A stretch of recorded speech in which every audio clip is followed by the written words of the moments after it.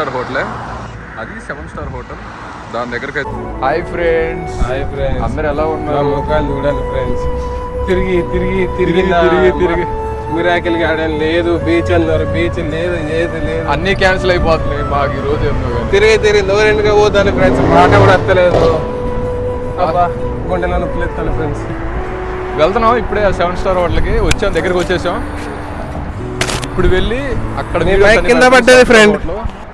Hello guys, present అయితే ఈ లొకేషన్లో ఉన్నాం. ఇదంతా 5 స్టార్ హోటలే, అది 7 స్టార్ హోటల్.